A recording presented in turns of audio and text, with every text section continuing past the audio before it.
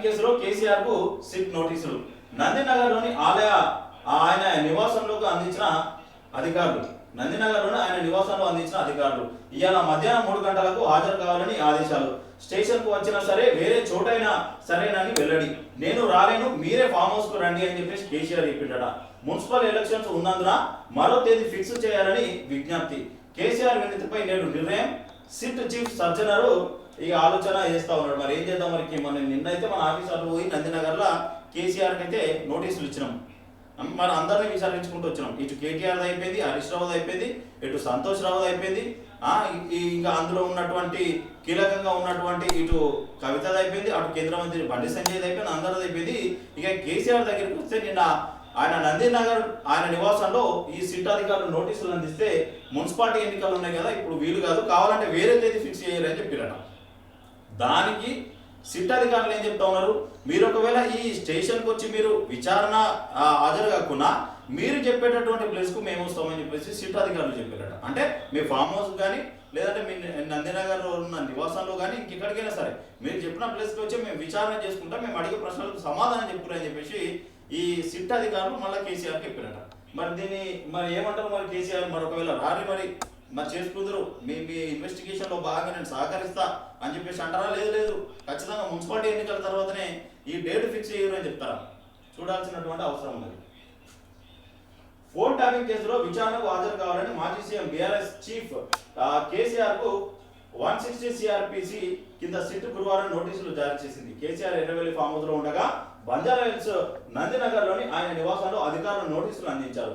Jubilee Hills PS లోని SIT కార్యాలయంలో శుక్రవారం మధ్యాహ్నం 3 గంటలకు హాజరు కావాలని లేదా హైదరాబాద్ లో ఆయన సూచించిన ప్రాంతానికి తామే వస్తామని నోటీసుల్లో సిట్ అధికారులు పేర్కొన్నారు. ఫోన్ ట్యాపింగ్, అధికార దుర్వినియోగం, ప్రభుత్వ ఆస్తుల ధ్వంసం తదితర అభియోగాలపై పలు సెక్షన్ల కింద పంజాగుట్ట పోలీస్ స్టేషన్ లో 2024 మార్చి 10న నమోదైన క్రైమ్ నెంబర్ 243/2024 కేసు దర్యాప్తులో భాగంగా విచారణ జరుపుతున్నామని తెలిపారు. ఇదే కేసులో BRS working president KTR, Harish Rao, Joginipalli Santosh రావును సిట్ అధికారులు ఇప్పటికే పిలిపించి విచారించినటువంటి విషయం కూడా తెలిసిందే. సో ఏం చెప్తా ఉన్నారు, మీకు ఒక వీలు కాకపోతే హైదరాబాద్ లో ఏ ప్రాంతమైనా సరే, ఏం చెప్తారు, ఏ ప్రాంతమైనా సరే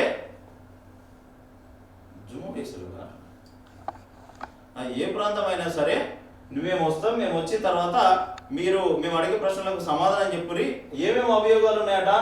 ఫోన్ ట్యాపింగ్, అధికార దుర్వినియోగం, అట్లనే ప్రభుత్వ ఆస్తుల ధ్వంసం తదితర అభియోగాలపైన నమోదైన కేసుల విషయంలో విచారణ జరుపుతారట వీళ్ళు. మరి ఏం చేస్తారో చూడాలి. ఇక ఏ నోటీసులకైనా ఎర్రవెల్లికే పంపండి కేసీఆర్ చెప్తున్నారు. మీరు ఏ నోటీసులు ఇచ్చినా సరే కానీ ఆ నోటీసులు అన్నింటి ఎర్రవెల్లికే ఫామ్ హౌస్కే పంపండి.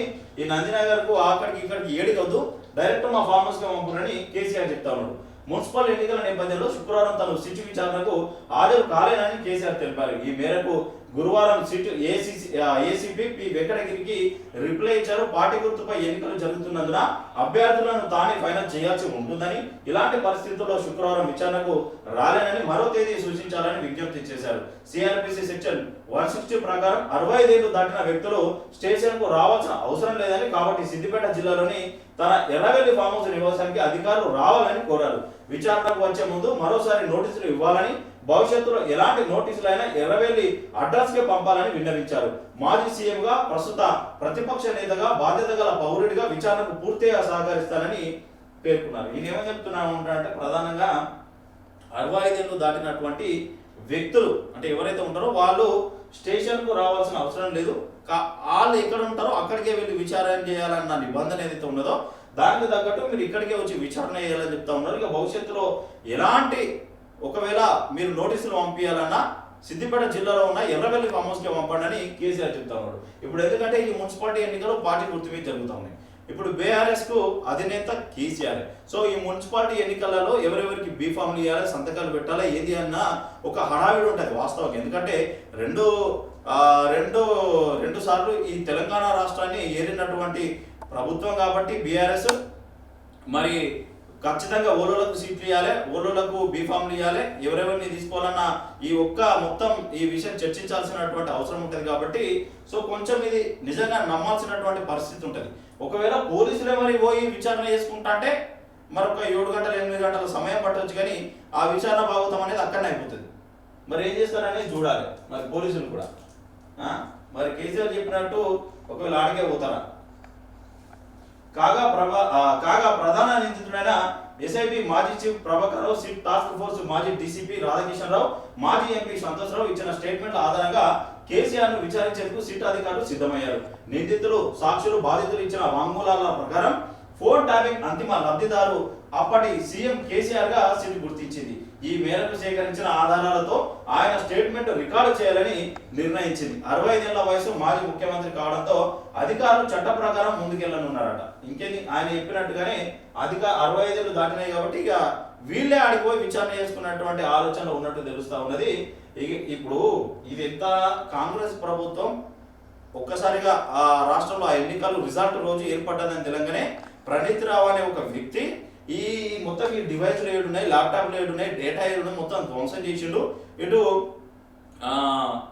మొత్తం ఎక్కడికక్కడ వాడేసిండు అని చెప్పేసి ఆ ఫస్ట్ ఆయనను పట్టుకున్నారు. తర్వాత భుజంగరావు, తర్వాత రాధాకిషన్ రావు. దీని అంతటికి మూల కారణం ప్రభాకర్ రావు అమెరికాలో ఉన్నాడు, క్యాన్సర్ కు సంబంధించినటువంటి ట్రీట్మెంట్ తీసుకుంటున్నాడు. ఆయన ఒకవేళ ఇండియాకి వస్తే మొత్తం దీన్ని కథం చేయొచ్చు అని చెప్పారు. ప్రభాకర్ రావు వచ్చి 5-6 సార్లు విచారణకు ఎలాంటి విషయాలు బయటకు రావాలి. ఆయన బుజ్జగిస్తా ఉన్నారు.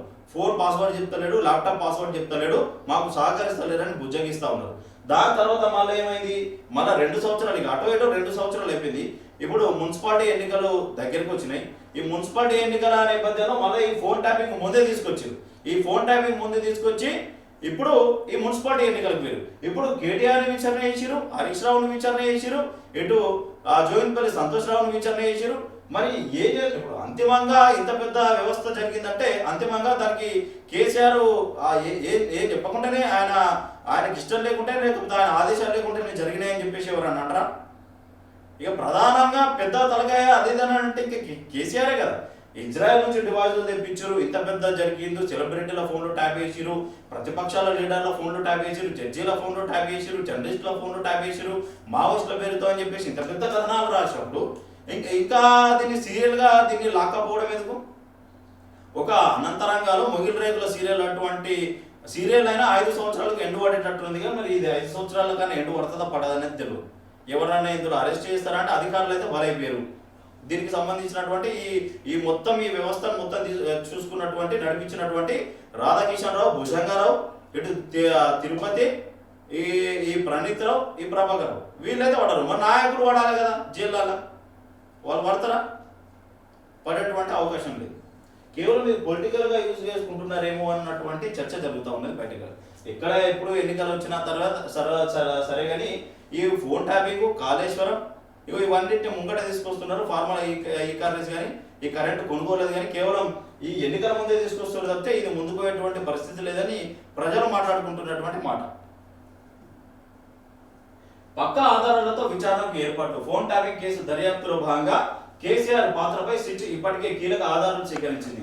టెలికాం డిపార్ట్మెంట్ నుంచి అందిన 618 ఫోన్ నెంబర్లతో కూడిన లిస్టు ఆధారంగా బాధితులు, సాక్షుల స్టేట్మెంట్లను రికార్డు చేసింది. ప్రధాన నిందితుడు ప్రభాకర్ రావు సహా నిందితులు మాజీ డీసీపీ రాధాకిషన్ రావు, భుజంగరావు, తిరుపతన్న, శ్రావణ్ రావులను ఇక పలుమార్లు కస్టడీకి తీసుకొని విచారించింది. నాటి సీఎంఓ ఆదేశాల మేరకే బీఆర్ఎస్ ప్రత్యర్థులు, సొంత పార్టీ నేతలు, వారి అనుచరులు, కుటుంబ సభ్యులు, వ్యాపారవేత్తలు, జడ్జీలు, జర్నలిస్టుల ఫోన్లు నెంబర్లను ట్యాపింగ్ చేసినట్లు నిందితులు వెల్లడించారు. మరోవైపు ప్రగతి భవన్ కేంద్రంగా ఫోన్ ట్యాపింగ్ స్కెచ్ వేసినట్లు సంతోష్ రావు సైతం స్పష్టం చేశాడు. ఆయన చెప్పిండట ప్రగతి భవన్ ఏర్పాటుగా కేంద్రంగా ఫోన్ ట్యాపింగ్ చేశారని సంతోష్ రావు స్టేట్మెంట్ ఇప్పిండట. నమ్మచాయి. దీనికి తోడు ఫామ్ హౌస్ కేంద్రంగా జరిగిన ఎమ్మెల్యేల కొనుగోలు వ్యవహారంలో ఫోన్ ట్యాపింగ్ జరిగినట్లు సిట్ నిర్ధారణకు వచ్చింది. ఆనాడు సీఎం హోదాలో కేసీఆర్ స్వయంగా ఆ ట్యాపింగ్ ఆడియోలను బయట పెట్టడాన్ని ప్రధాన సాక్ష్యంగా సిట్ పరిగణిస్తుందని, వీటన్నిటిపైన కేసీఆర్ ను వివిధ గుణాల్లో ప్రశ్నించేందుకు సిట్ సిద్ధమైంది. మేము అనుకోవడం, దీన్ని మీరు ప్రశ్నించడం, ఈ సిట్ విచారణ చేయడం తప్పితే దానికి మించి ఒరిగేది ఏం లేదు.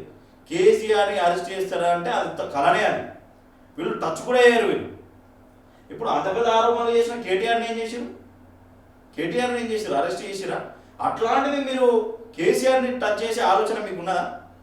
ఉంటుందా ఈ తెలంగాణ? మరి ఒకవేళ సరే తప్పు చేస్తున్నా అంటే అట్లా నిరూపిస్తలేరు కదా. మీరు తప్పు చేస్తే ఎవరైనా ఒకటే, నేనైనా ఒకటే, సీఎం అయినా ఒకటే, ఎమ్మెల్యే అయినా ఒకటే, ప్రైమ్ మినిస్టర్ అయినా ఒకటే, ఎవరైనా ఒకటే. కానీ ఆ తప్పును కూడా మీరు నిరూపించలేనటువంటి పరిస్థితిలో ఉన్నారు కదా మీరు.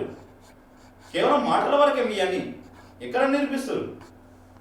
ఈ సంతోష్ రావే ఎప్పుడున్నాడా ఇది ప్రగతి భవన్ కేంద్రంగా ఫోన్ ట్యాపింగ్ జరిగింది నన్ను చెప్తాడా? కేసీఆర్కి నమ్మినమంటూ అలా కొడుకుని నమ్ముతాడు, బిడ్డ నమ్ముతాడో తెలియదు, కానీ సంతోష్ రావును నమ్మినట్టు ఎవరిని నమ్మరు. ఆయన చుట్టూ ఎప్పుడు ఉండేది ఆయననే. గోళీలు అందియాలి, బుక్కులు అందియాలి రాసుకోవడానికి, ఏం చేయాలి, ఎవరితో మాట్లాడాలి, అపార్ట్మెంట్లు ఏది ఏడుకోవాలి మొత్తం చూసుకునేది ఆయననే. అలాంటి ఆయన ప్రగతి భవన్ కేంద్రంగా ఈ ఫోన్ ట్యాపింగ్ జరిగిందని ఆయన చెప్పేటువంటి అవకాశం ఉన్నదా? మాకైతే డౌట్. ఇక నేను నిర్ణయం తీసుకుంటాం సర్జన చెప్తా ఉన్నారు. ఎందుకంటే నేను రాలేను, నాకు టైం ఇయ్యరు, వేరే డేట్ ఫిక్స్ చేయరు, లేదంటే మీరే ఇక్కడికి రాలని చెప్పాడు కదా.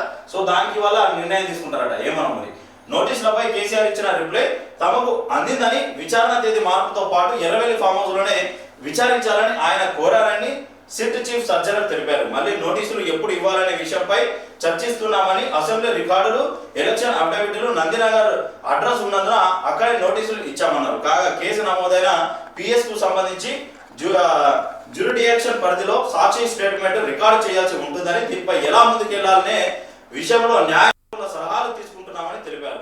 శుక్రవారం నిర్ణయం తీసుకుంటామని చెప్పినట్ట. అన్ని మాటలు ఇవన్నీ ఉత్తుత్త మాటలు. ఇది ఉత్తుత్త నోటీసులు, ఈ ఉత్తుత్త ఎంక్వైరీ. ఎవరిని అరెస్ట్ చేసేది ఉండదు. ఈ సీఎం రేవంత్ రెడ్డి కూడా ఎన్నో కార్యక్రమాలు చెప్పాయి. చంచల్గూడలో మీకు డబుల్ బెడ్రూమ్ కట్టిస్తున్నాం. ఎటువాయా డబుల్ బెడ్రూమ్? ఇప్పుడు కవితనే బయటకు వచ్చి ఫోన్ ట్యాపింగ్ జరిగిందని, దానికంటే పెద్ద ఆధారం ఏం కావాలి? ఒక మాట, దానికంటే పెద్ద ఆధారం ఏం కావాలి? ఆ పార్టీకి సంబంధించినటువంటి నాయకురాలు, అందులో ఆ పార్టీకి సంబంధించినటువంటి ఎంపీ, ఎమ్మెల్సీ, ఆ కుటుంబ సభ్యురాలు బాగా ఫోన్ కూడా ట్యాపింగ్ చేసారు. మొత్తం ట్యాపింగ్ జరిగిందని ఆమెనే చెప్పిన అంతకంటే సాక్ష్యం ఏం కావాలి? ఇది జరిగేది లేదు, పోయేది లేదు. సో ఇది ఫోన్ ట్యాపింగ్ సంబంధించినటువంటి విషయం. మరి ఇది ఎట్లా ముంగడిపోతుంది, ఏం జరుగుతుంది, మరి రాబోయే రోజుల్లో విచారణ తర్వాత ఎలాంటి విషయాలు బయటపడతారు, అసలు అరెస్ట్ చేసే ఆలోచన ప్రభుత్వానికి ఉన్నదా, లేకపోతే అంతరంగాలు మొగలి రేకులు సీరియల్ రికార్డులను బ్రేక్ చేసే విధంగా దీన్ని సాగదీసుకుంటూ పోతారా అనేది చూడాలి.